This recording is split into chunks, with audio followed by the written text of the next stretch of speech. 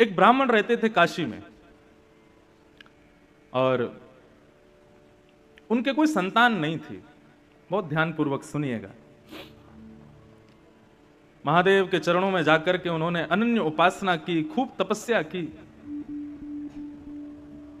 उनके भाव से प्रसन्न होकर के महादेव प्रकट हो गए और प्रकट होकर के बोले, विप्रदेव वर मांगो, क्या चाहिए? बोले, महाराज कुछ नहीं चाहिए, केवल गृहस्थ आश्रम में एक ही वस्तु की अभिलाषा होती है कि एक संतान घर में हो। मैं आपकी नगरी में रहता हूं, नित्य आपका सेवा करता हूं। मैंने वेद आदि कर्मकांड आदि इन नियमों को भी इसलिए सीखा था कि आपकी अर्चना कर सकूं। इनसे मेरा कोई और प्रलोभन नहीं है, लेकिन मेरा अभी एक प्रलोभन है कि मुझे एक संतान चाहिए और वो मुझे केवल आप प्रदान कर सकते हैं। इसलिए मैं घनघोर तपस्या कर रहा हूं कि महादेव प्रसन्न हो तो मुझे दे सकते हैं। भगवान शिव विश्वेश्वर यहीं गंगा के तट पर काशी में ब्राह्मण देवता से बोले, कैसा पुत्र चाहते हो? संतान दो प्रकार की होती हैं। वैसे तो संतान चार प्रकार की होती हैं। उत्तमः चिंतितः कुर्यात् प्रोतत्कारी तु मध्यमः, अधमो अश्रद्धया कुर्यात् अकरतो। चार प्रकार की संतान है। प्रथम संतान उत्तमः चिंतितः कुर्यात्। उत्तम संतान कौन है? जो माता पिता के मुखमंडल को देख करके, उनके एक्सप्रेशंस को देख करके, उनकी आव भाव को देख करके समझ जाए कि माता पिता क्या चाहते हैं और उस क्रिया को उनकी आज्ञा के बिना कर दे, उसको कहते हैं उत्तम बालक। मध्यम बालक कौन है? जो माता पिता की आज्ञा का इंतजार करता है, आज्ञा करेंगे तो मैं करूंगा। उत्तम बालक तो बिना आज्ञा के ही कर देता है। उत्तम, मध्यम, साधारण बालक कौन है? साधारण भी नहीं, यहां तो अधम बताया। अधम बालक कौन है? बोले, माता पिता की आज्ञा होने के बाद उस क्रिया को करेंगे तो सही, लेकिन 4 सुनाएंगे, पहले मां को, 5 सुनाएंगे पिताजी को, फिर करेंगे।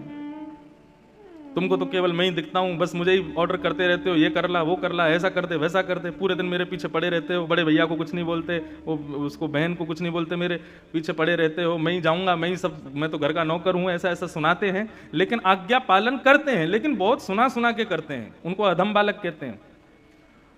और चौथे होते हैं चांडाल बालक। चांडाल बालक कौन है? चांडाल संतान कौन है? बोले, जो आज्ञा का पालन करते ही नहीं। मणिकर्णिका घाट के बगल में एक मंदिर है जो कि आधा टेढ़ा है। जब ये मंदिर का निर्माण हुआ तो यहां के निर्माण कराने वालों ने ब्राह्मणों से कहा कि संकल्प करो। और संकल्प में क्या संकल्प करो? कि इस मंदिर को बनवाने वाला मैं मातृ ऋण से उऋण हो जाऊं, अपने मातृपितृ ऋण से उऋण हो जाऊं। ब्राह्मण देवता जैसे संकल्प का जल हाथ में दिया, इतने में ही मंदिर धस गया और संकेत कर दिया उस मंदिर ने कि पूरे विश्व के ऋण से उऋण हो जाओगे, लेकिन मातृ ऋण से कभी उऋण नहीं हो पाओगे। अपने माता पिता के ऋण से, उन्होंने जो तुम्हारे लिए किया है उसका ऋण तुम इस जन्म में कभी नहीं चुका पाओगे। उसका प्रतीक है काशी, और काशी के मणिकर्णिका का वो मंदिर हम नित्य दर्शन करते हैं। जब आते हैं तो नाव में से वो टेढ़ा सा मंदिर दिखाई देता है। तो उत्तम बालक कौन है? जो माता पिता के आज्ञा से पहले ही पहचान जाए कि क्या करना है। महादेव ने ब्राह्मण से कहा, कैसा बालक चाहिए तुमको? कुपुत्र चाहिए कि सुपुत्र चाहिए? ब्राह्मण ने कहा, दोनों की डेफिनेशन बताओ, कुपुत्र किसे कहते हैं, सुपुत्र किसे कहते हैं? बोले, कुपुत्र जो बहुत दुख दे और सुपुत्र जो बहुत सुख दे। ब्राह्मण देवता बोला, फिर तो सुपुत्र ही चाहिए हमको, दुख देने वाला बालक क्यों मांगेंगे? महादेव विश्वेश्वर कहने लगे, लेकिन एक नियम लागू होगा। क्या? कुपुत्र मांगोगे तो उसकी आयु बड़ी लंबी होगी, लेकिन सुपुत्र मांगोगे तो बहुत जल्दी मर जाएगा। 5 साल की आयु रहेगी बस उसकी। बताओ क्या चाहिए, कुपुत्र चाहिए कि सुपुत्र चाहिए? ब्राह्मण देवता बोला, ये तो आप गेम खेल गए मेरे साथ। संतान भी दे रहे हो और ऊपर से अपने नियम भी लगा रहे हो, और उसमें भी ऐसा नियम लगाया है कि मैं कहां जाऊं। अगर पुत्र मांगूं लंबी आयु वाला तो वो दुख देगा, तो ऐसे ऐसे पुत्र का फायदा क्या? और सुपुत्र मांगूं तो फिर 5 साल के लिए ही मिलेगा। ये तो महादेव आपने मेरे को फंसा दिया, उलझा दिया मेरी बातों में। महादेव बोले समय नहीं है, अन्नपूर्णा बुला रही हैं, जल्दी करो। तो बोले प्रभु लंबे दुख से अच्छा तो क्षण भर का सुख है, तो आप कृपा करो सुपुत्र बालक दो। मैं ठीक है 5 साल ही सही, उस सुख तो पाऊंगा, संतान दो। विश्वेश्वर ने आशीर्वाद दिया और इसी काशी की नगरी में उस विप्र देवता के यहां एक तेजस्वी ओजस्वी, बिल्कुल भगवान शिव कैसे हैं, मैं नित्य अपने मंगलाचरण में यहां एक श्लोक बोलता हूं, उसमें महादेव का स्वरूप के वर्णन है।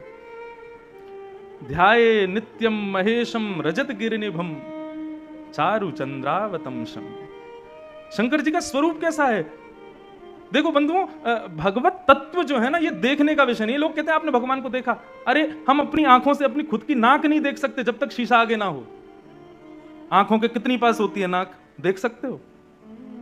अपना खुद का चेहरा नहीं देख सकते हम अपनी ही आंखों से, हम उस ईश्वर को देखने की बात करते हैं। ईश्वर देखने का विषय नहीं है, ईश्वर अनुभव का विषय है। प्रेम करने का विषय नहीं है, प्रेम अनुभव का विषय है। आनंद प्राप्त करने का विषय नहीं है, आनंद अनुभव का विषय है। और जो अनुभव का विषय होता है ना, उसका कभी वर्णन नहीं किया जा सकता। जो आपने देख लिया, जो आपने छू लिया, उसका वर्णन कर सकते हो, लेकिन जिसको आपने अनुभव किया है उसका वर्णन नहीं कर सकते। और श्री नारद जी नारद भक्ति सूत्र में कहते हैं, बोले प्रेम क्या है? बोले प्रेम स्वरूपम अवर्णनीयम। जिसका कोई वर्णन ना कर सके वही प्रेम है। आपने जिसका बखान कर दिया, जिसका वर्णन कर दिया, वो सब कुछ हो जाएगा, लेकिन प्रेम नहीं हो सकता, वो आनंद नहीं हो सकता, वो भगवान नहीं हो सकते।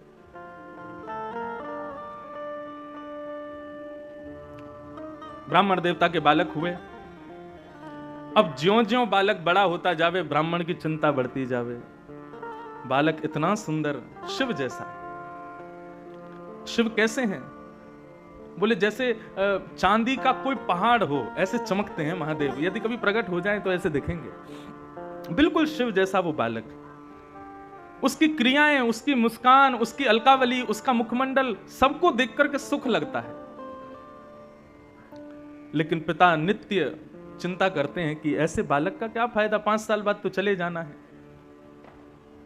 धीरे धीरे वो बालक बड़ा हुआ और नित्य उसको गंगा स्नान कराते, नित्य विश्वनाथ का दर्शन कराते, नित्य काशी के संतों को प्रणाम करवाते, काशी के विद्वानों के सन्मुख ले जाकर के बैठाते। उस बालक की ऐसी स्थिति हो गई, वो सबको प्रणाम करता था। एक बार जब उसकी आयु 4 वर्ष की हो गई, 1 साल की आयु रह गई, तो उस बालक को लेकर के उसके पिता एक संत के पास गए और रोते हुए अपना दुख दर्द बताया। बोले महाराज, महादेव ने मुझे ये दिया है, लेकिन इसकी आयु केवल 5 साल की है और ये 4 साल का हो गया, मैं इसके बिना रह नहीं पाऊंगा। आप कैसे भी इसको जीवित रखो, इसकी आयु बढ़ाओ। आप संतों में ताकत है, आप चाहो तो महादेव को कह सकते हो मेरा भाव। संतों ने एक ही आज्ञा की, बोले यदि तुम चाहते हो ये बालक जीवित रहे, तो इस पर संतों की इतनी कृपा हो जाए, इतनी कृपा हो जाए कि उस कृपा को महादेव चाहते हुए भी कभी नष्ट ना कर पाए। और वो कब होगा? बोले खंबायु यज्ञम सलिलम महिम च। आंखों के आगे दिखने वाली हर वस्तु को इससे प्रणाम करवाओ। प्रणमे दंडवत, दंडवत प्रणाम करवाओ। प्रणाम में बड़ी ताकत है। आजकल लोग प्रणाम करना नहीं जानते, इसीलिए मैं सबसे प्रार्थना करता हूं, मुझे प्रणाम मत किया करो, दूर से हाथ जोड़ा करो। प्रणाम का अर्थ क्या होता है?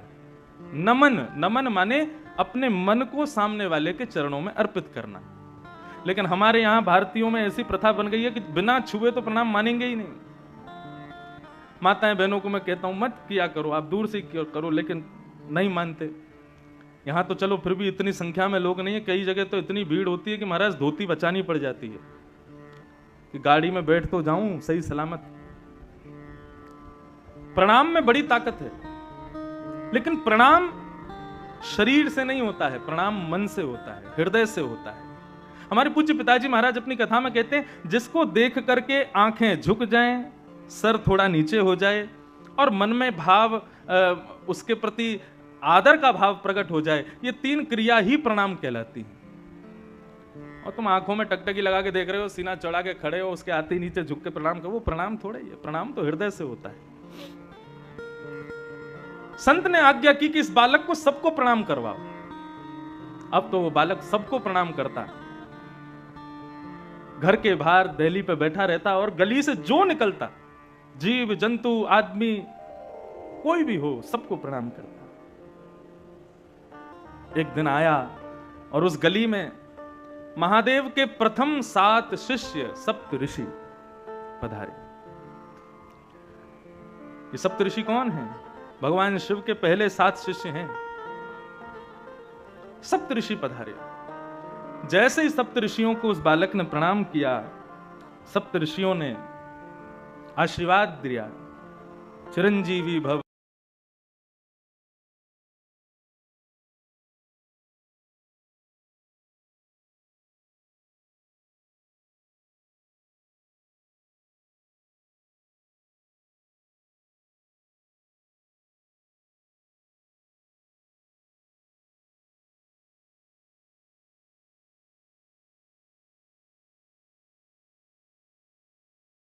सप्त ऋषि हैं, महादेव के शिष्य हैं। ब्रह्म वाक्यम जनार्दनम, ब्राह्मण की वाणी जनार्दन की वाणी होती है। और मैंने ऐसा सुना है कि ब्राह्मण की वाणी को भगवान भी नहीं काट सकते। अब मेरे बालक की जिम्मेवारी आपकी है, 5 साल का ये हो जाए, इसका यदि बाल बाका हुआ तो पूरे नगर में ढिंडोरा पीटूंगा कि ब्राह्मणों की ऋषियों की बात मत मानना, ये झूठ बोलते हैं। सप्त ऋषि बोले, इस गली में लेके कौन आया था हमको? आपस में सब चर्चा करने लगे, बोले क्या करें, बड़े फंसे यहां तो। ब्राह्मण ने अपने बालक का हाथ ऋषियों के हाथ में दिया, बोले अब इसकी रक्षा आप करो, जब 6 साल का हो जाएगा तब लूंगा वापस। 5 साल में एक वर्ष चिंता में नहीं रह सकता, अब आप इसको संभालो। सप्त ऋषि उस बालक को लेकर के बैठ गए, बोले क्या करें, महादेव से तो आर्ग्यूमेंट कर नहीं सकते, हमारे गुरु हैं, शिष्य को चाहिए कि गुरु से कभी कुछ इस प्रकार का वाद संवाद ना करे। तब ऋषियों ने विचार किया, बोले सृष्टि के रचयिता ब्रह्मा हैं, ब्रह्मा के पास चलो, वही कुछ कर सकते हैं। ब्रह्मा के पास उस बालक को लेकर के गए और जाकर के जैसे ही सप्त ऋषियों ने प्रणाम किया, सप्त ऋषियों के प्रणाम के बाद उस बालक ने प्रणाम किया। और प्रणाम में तो वो इतना निपुण था, लेट करके बिल्कुल दंडवत, डंडे की तरह सीधा होकर के बिल्कुल प्रणाम करता, फिर उठ करके फिर खड़ा होकर के फिर दोबारा प्रणाम करता, फिर उठ करके फिर खड़ा होकर फिर दोबारा प्रणाम। उसके प्रणाम को देख करके ब्रह्मा जी इतने मोहित हो गए, इतना छोटा सा बालक 4 वर्ष का क्या अद्भुत प्रणाम कर रहा है।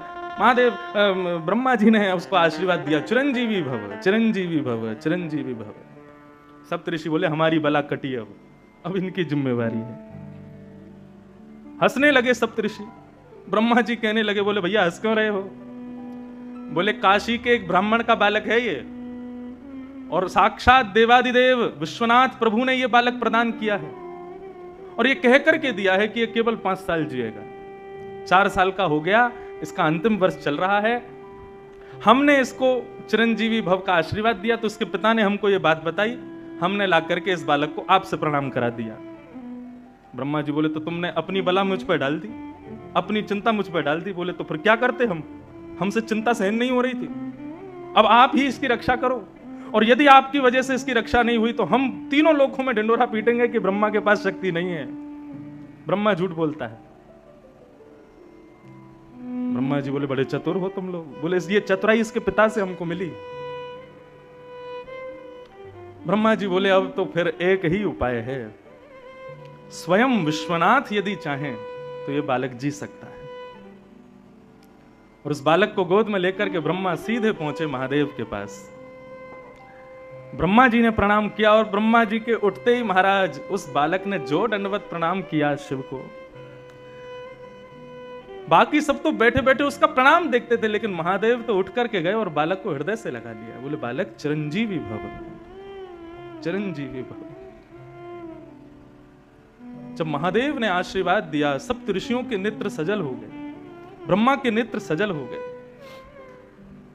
और सबने बताया, बोले महादेव परंतु ये कैसे संभव होगा, ये बालक आपने ही प्रदान किया है एक ब्राह्मण को, और इसकी आयु केवल 5 वर्ष की आपने बताई थी। महादेव को याद आया, बोले अरे ये तो वो प्रकांड विद्वान एक ब्राह्मण, उनका बालक है क्या? बोले हाँ, ये आपने ही तो दिया है, अब आप इसको चिरंजीवी कैसे बनाएंगे? बोले मेरी जिम्मेवारी है, तुम लोगों ने मुझे दी है, तो अब मैं देखता हूं कि यमराज इसका बाल बांका कैसे करता है, और वैसे भी ये मेरा ही है। महादेव ने अपना स्वरूप शिवलिंग उस बालक को प्रदान किया और कहा, बेटा यहां काशी गंगा के तट पर बैठो और नित्य प्रातःकाल स्नान करके इस पर बिल्व पत्र चढ़ाना, राम राम मंत्र का जाप करना और कभी कभी ओम नमः शिवाय का जाप करना। तुम्हारा कोई काम नहीं है, पूरे दिन केवल मेरे इस शिवलिंग पर तुम बिल्व पत्र चढ़ाते रहो।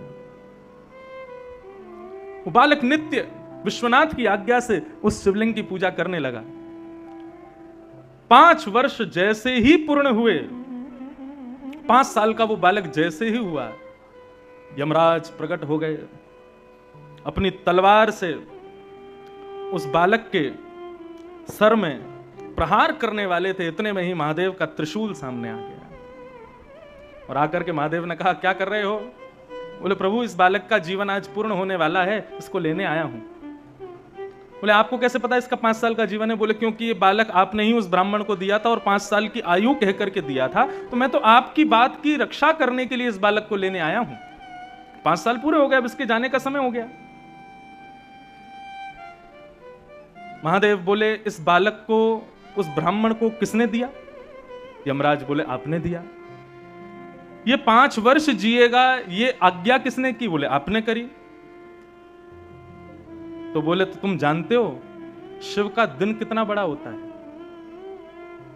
सतयुग त्रेता द्वापर कलयुग, सतयुग त्रेता द्वापर कलयुग, सतयुग त्रेता द्वापर कलयुग जब 71 बार बीत जाते हैं तब एक कल्प पूर्ण होता है। ऐसे अनंत कल्प पूर्ण होते हैं तब ब्रह्मा की एक रात्रि होती है।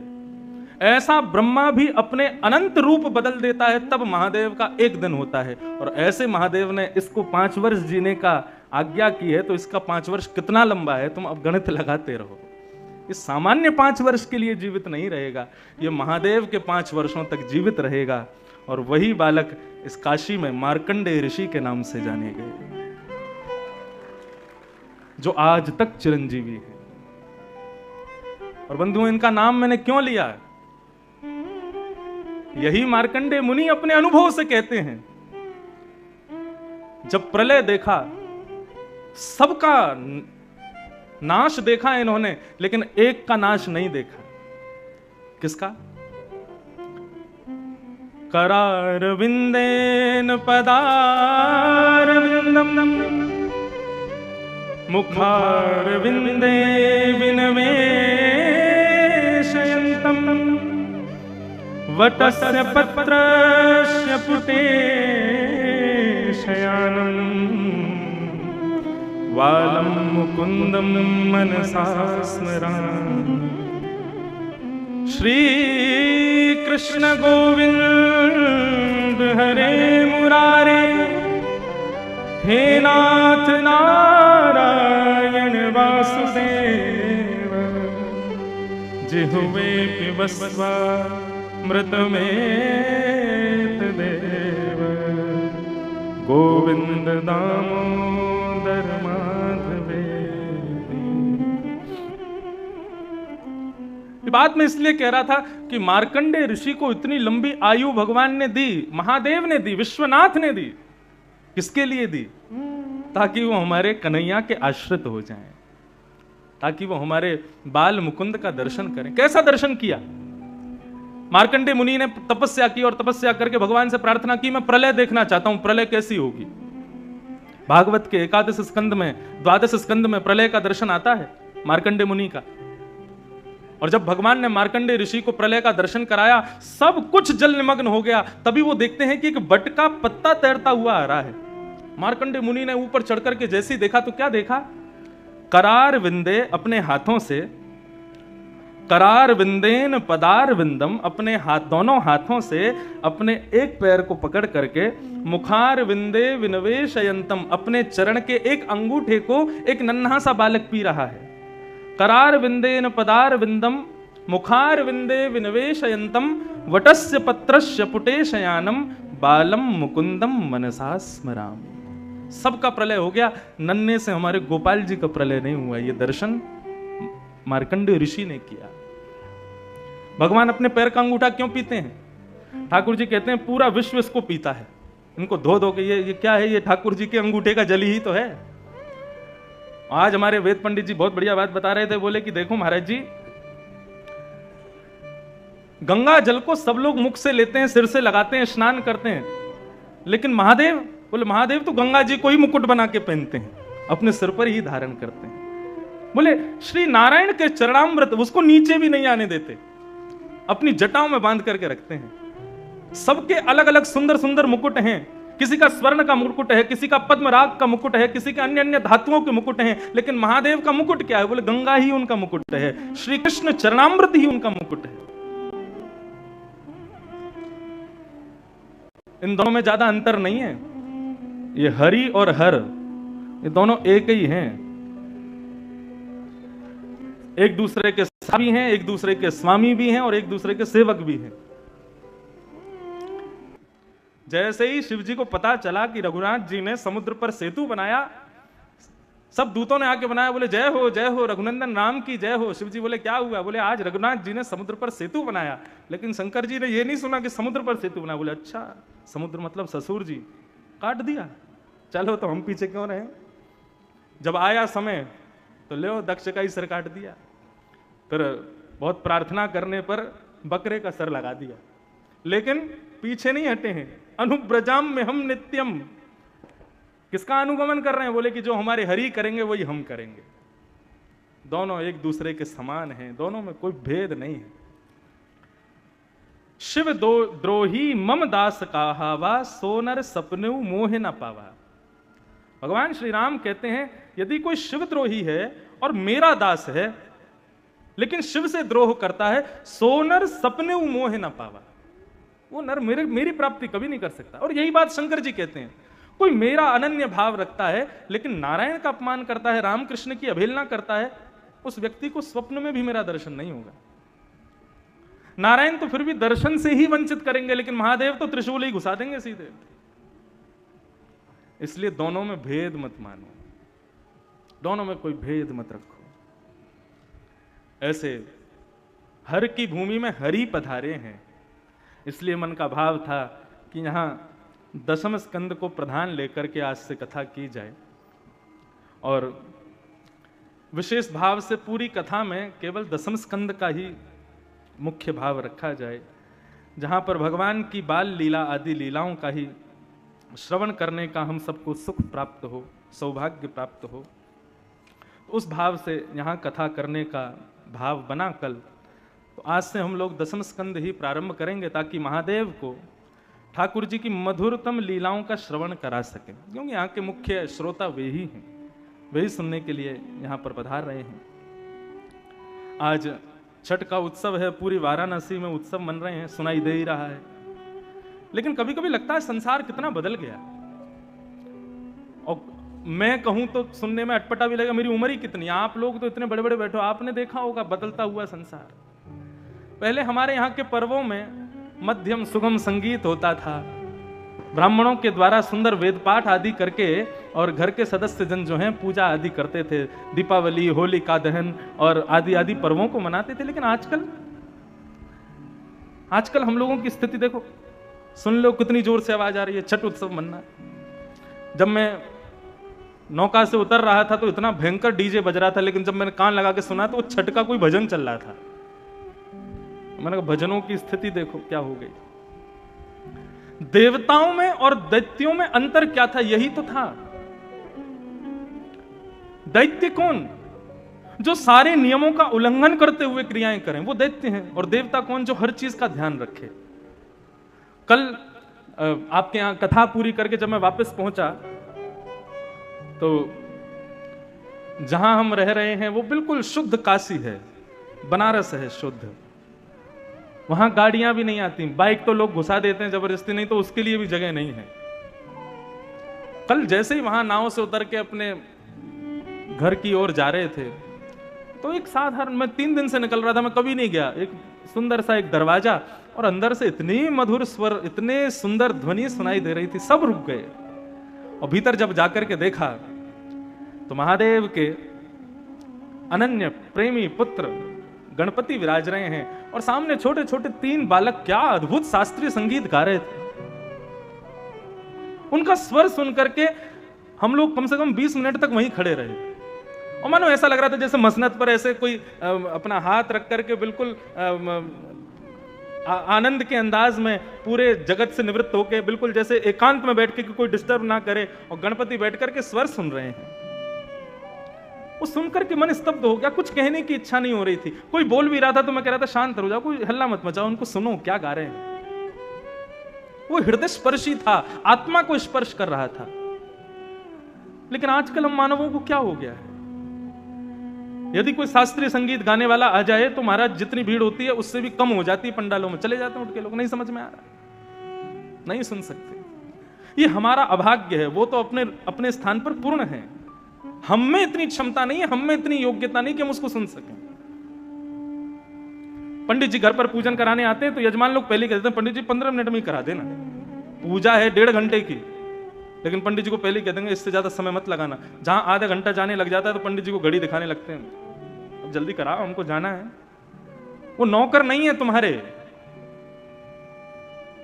महादेव भी जिनको देख करके प्रणाम करते हैं, वैष्णवानाम यथा शंभु, वो ब्राह्मण है। ये हम लोगों का अभाग्य है कि हम लोग अपने वैदिक शास्त्रों से, अपनी वैदिक क्रियाओं से, अपने पुराने समय के जो हमारी धरोहर है, हम उनको छोड़ते जा रहे हैं धीरे धीरे। लेकिन फिर मन में भाव आता है तस्मात् केनाप्युपाय न मनः कृष्णे निमेषयित। इतना घनघोर कलिकाल चल रहा है, इतने में भी लोग पूजा तो कर रहे हैं, छठ पूजा कर रहे हैं, भले डीजे चला के कर रहे हैं, कर तो रहे हैं। तो लगता है कम से कम कुछ ना से तो ये अच्छा है। लेकिन बंधुओं, अपनी धरोहरों को छोड़ो मत, वो हमारा सर्वधन है। प्रयास किया करो कि जितना उसके समीप रह सकें हम रहें। ये वेस्टर्न कल्चर नहीं है तो क्या है, इतना तेज संगीत बजाना जोर जोर से। अब गणपति उत्सव होता है, गणपति विसर्जन करने जाते हैं, पहले ढोल नगाड़े जाते थे, गाते हुए लोग जाते थे, फिर धीरे धीरे बैंड बाजे आ गया, बैंड बाजे भी खत्म, अब तो डीजे आ गया। और आजकल तो ऐसे डीजे चलने लगे हैं कि घर की खिड़कियां हिलती हैं उनके धमक से। हृदय कभी कभी लगता है निकल के बाहर ना आ जाए, और इतना तेज घमक उतना महंगा डीजे, लोग बुलाते हैं उसको। क्या हो रहा है हम लोगों को, कहां की ओर जा रहे हैं हम लोग। श्रावण में शिवरात्रि आदि, श्रावण के समय में, शिवरात्रि के समय में रात रात भर रंगीन लाइटों से महाराज भर दिया मंदिरों को, और उसमें दुनिया भर के फिल्मी गाने चला रहे हैं। बस शब्द बदल देते हैं, धुन फिल्मी है और शब्द भगवान के भजन के हैं।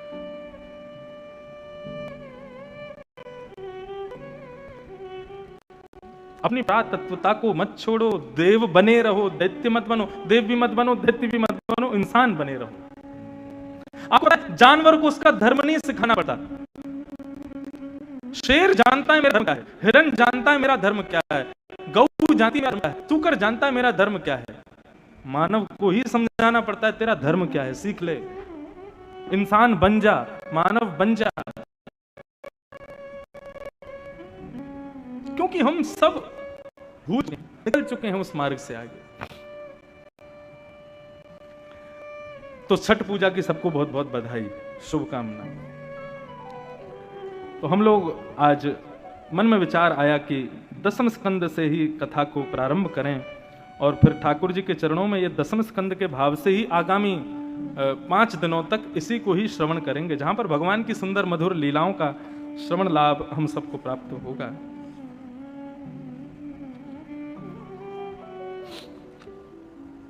श्रीमद् भागवत में 12 स्कंद हैं,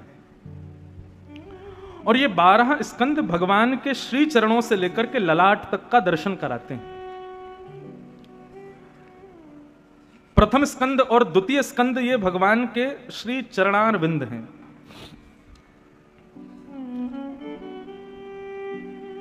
ध्यान से सुनिएगा, 12 स्कंद पूरी भागवत का दर्शन। तो प्रथम और द्वितीय स्कंद जो है भगवान के चरण हैं। एक प्रकार से कहें तो आपकी काशी भी तो भगवान के चरण हैं। हम जब प्रथम द्वितीय स्कंद सुनते हैं तो मतलब ठाकुर जी के चरणों में प्रणाम हो गया।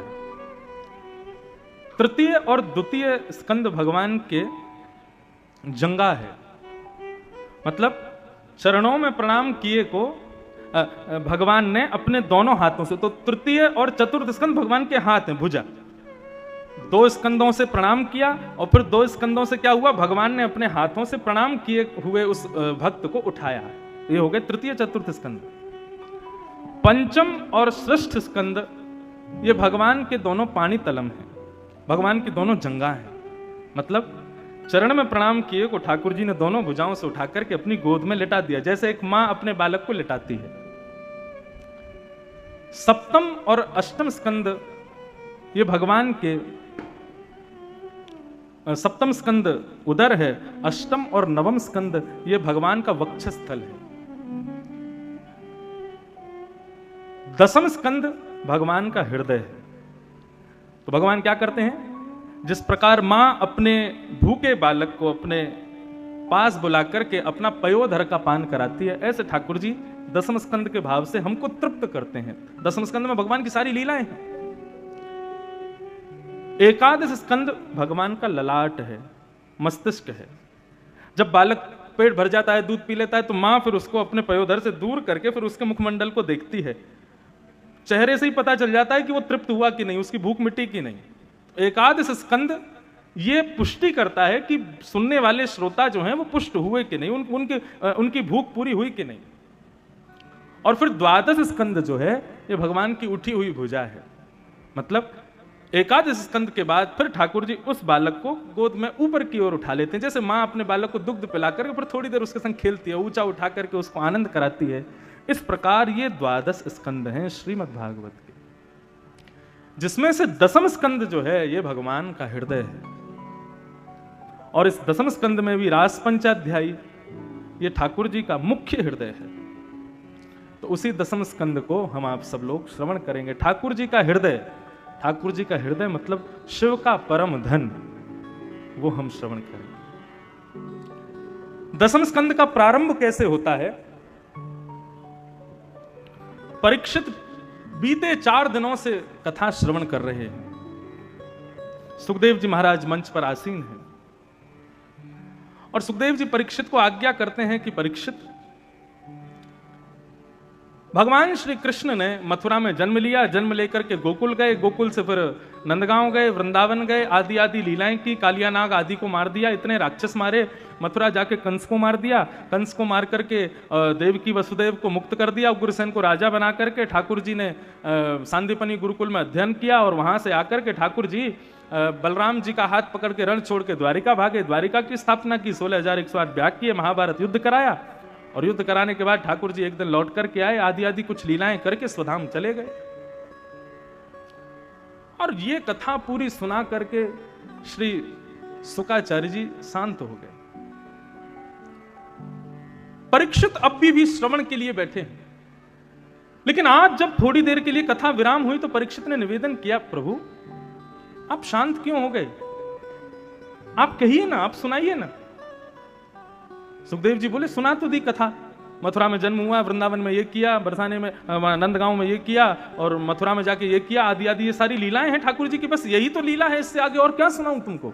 सुना दी कथा। जब 2 श्लोकों में पूरी कृष्ण कथा सुना दी, तब परीक्षित का श्रोता होना क्या होता है ये पता चला और यहां से दसम स्कंद प्रारंभ होता है। परीक्षित निवेदन करते हुए कहते हैं, हे भगवान, कथितो वंश विस्तारो भवता सोम सूर्ययो राज्ञां चो भयवंशाना चरितं परमाद्भुतम्। भगवान, आपने मुझे इतनी सारी कथाएं विस्तार से सुनाई, मैंने सब सुनी। आपने सूर्यवंश के राजाओं की कथाएं सुनाई, चंद्रवंश के राजाओं की कथाएं सुनाई, सब मैंने सुनी। लेकिन जिनकी कथा सुनने के लिए मैं बैठा हूं, आप उनकी कथा सूक्ष्म सुना रहे हो। ऐसा तो मत करो भगवान। ये तो वही बात हो गई कि कोई बहुत प्यासा बैठा था और आपने उसको जल दिखा दिया, लेकिन जल पिलाया नहीं। प्यासे को जल दिखा देना और पिलाना नहीं, ये तो महाराज ब्रह्म हत्या के समान अपमान जैसा होता है।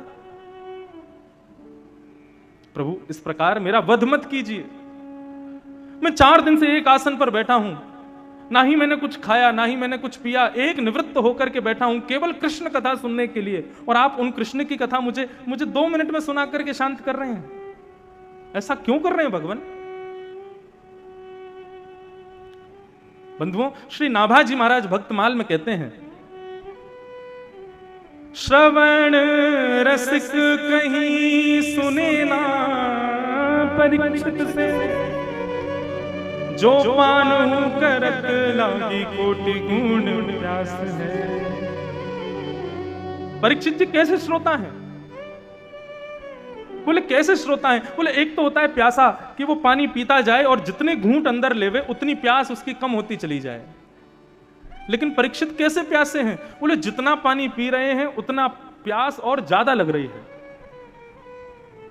हो ना हो, कथा जब आप लोग सुनते हैं ना तो 1 घंटा 2 घंटा होने के बाद में धीरे धीरे धीरे धीरे मन भरने लगता है और फिर एक समय आता है, इच्छा होती है कि अब थोड़ा कहीं जाया जाए, कुछ और काम किया जाए, थोड़े हम भर गए हैं ऊपर तक। अगर बंधुओं ऐसी स्थिति होती है ना कथा में, तो आप श्रोता बने ही नहीं हैं। श्रोता कौन? जो पान हूं करत लागी कोटि गुण प्यास है, और प्यासा रह जाए, वो श्रोता है।